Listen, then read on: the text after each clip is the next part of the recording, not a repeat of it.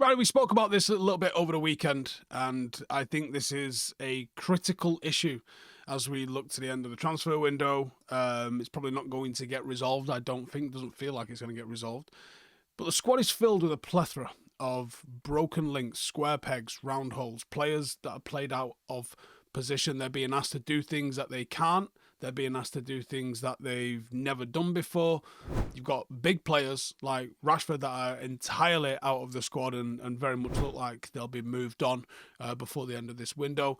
And there's a lot not working in our favour right now as we try and piece together a squad that can actually finish in the top half of the table.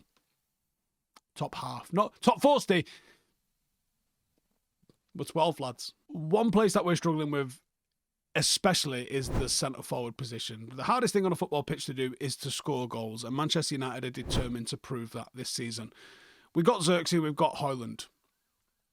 Not a trademark strike force for Manchester United. When you look at some of the forward lines that we've had that were substandard, this really is the standard bearer of a poor Manchester United forward line. Howson appears to be the starter. Zirkzee is often the one that comes off the bench. And I want to talk today a little bit about the issues that we have up front and why it's not working with this as a strike force. So let's start with Howson. The pair of them have received varying amounts of criticism and support throughout the season. But I think it's really catching up to Howson right now. United fans are beginning to get sick of not just the lack of scoring, but the pure anonymity in games.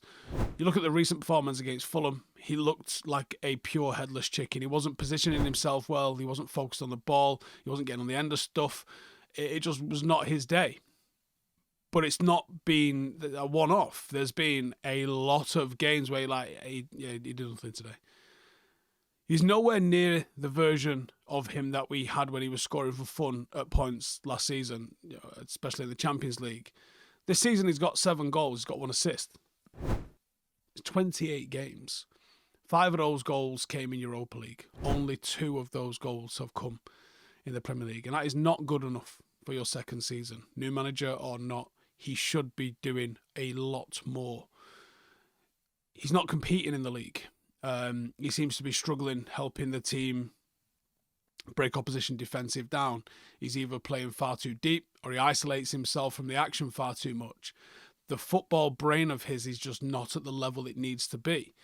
And there's a clunkiness about him as well. I mean, on Sunday, I kind of went in depth in terms of the detail of some of the technical aspects of his play. And it was interesting reading some of the comments. Quite a lot of people adding more to it, talking about how these are real basic low-level striker techniques that he's just not got in his game.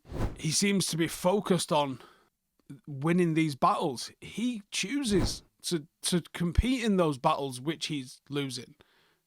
There's nothing wrong with a player getting himself side on and holding off a defender. If the defender yanks on that arm or tries to clear it in a way which is too aggressive, it'll be a foul and you'll win the ball. But he seems to want to get his hips square, which is not the right way to receive a ball anyway.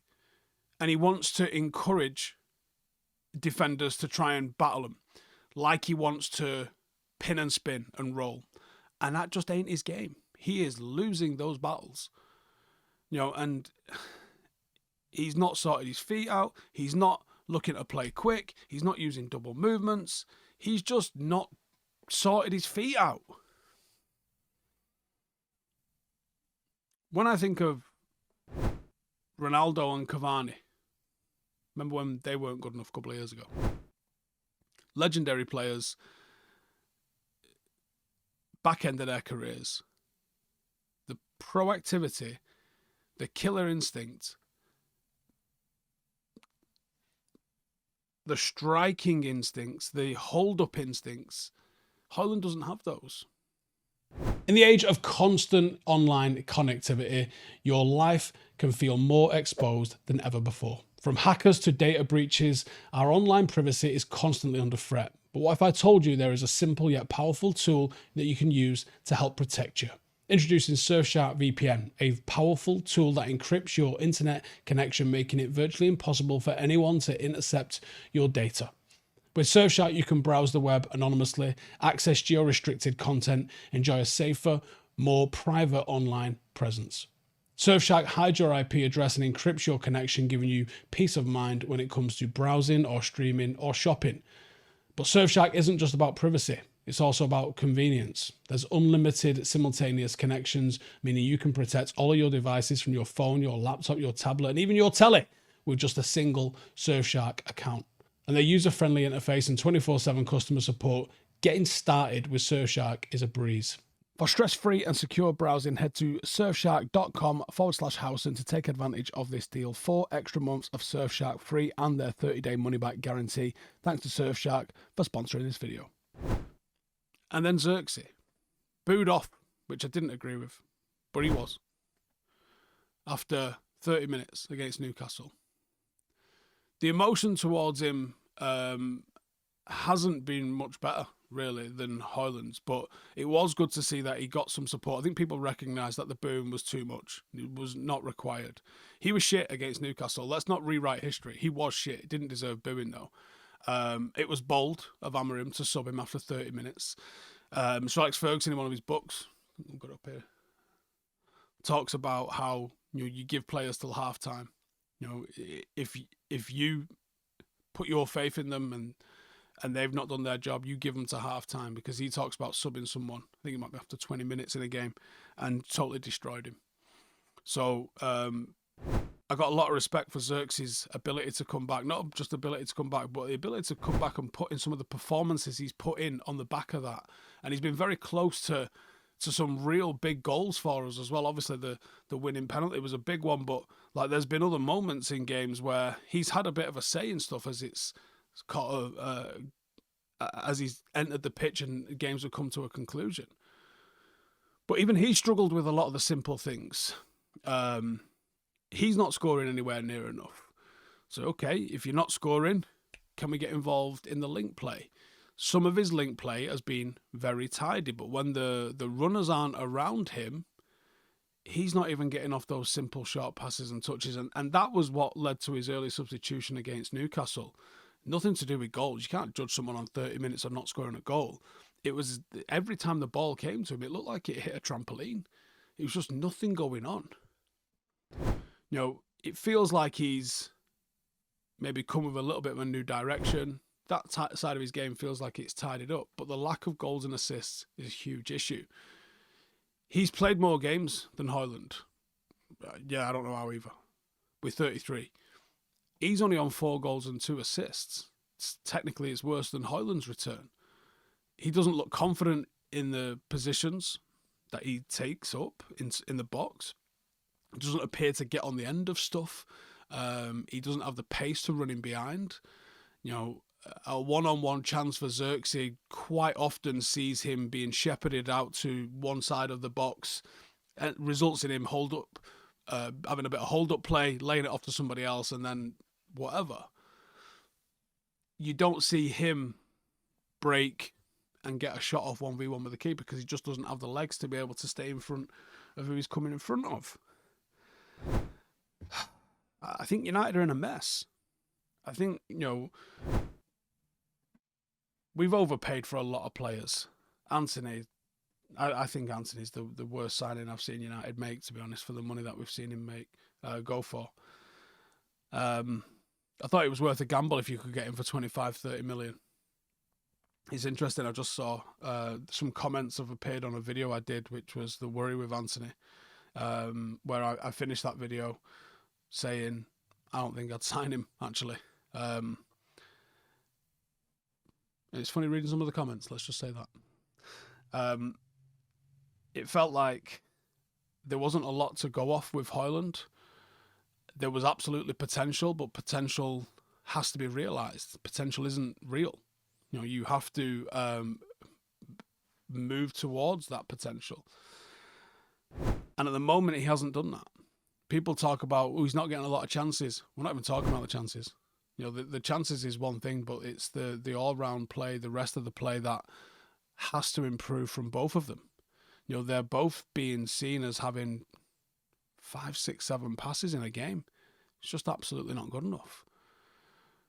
You know, we know that you can improve upon that. It has to be improved upon. I'm not sure we've got the right people playing in the 10. But the lads that are playing in the 9, I think it's going to be down to them. There's not a chance that United are getting another striker in the next 3 days. When we look back at where this season went right and wrong, the lack of goals has absolutely decimated us. Not helped by the fact that we've been poor at the back as well, but the lack of goals, which has been an issue all season. You know, the longer this season's gone on, the like in the summer you was kind of going like, where would Ivan Toney play? Oh my God, should we have got him? I know hindsight's 2020, but Ivan Toney might have had an absolute field day in this team, and you'd see the difference in, you know, a genuine, well-rounded striker versus the 2 that we've got.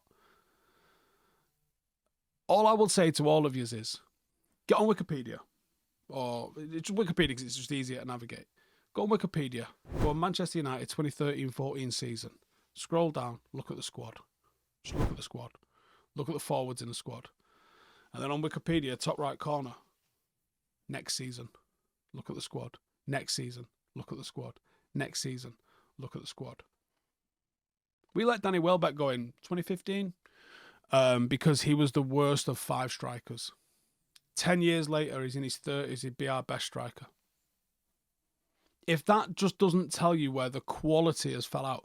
Alexis Sanchez was an awful signing for Manchester United.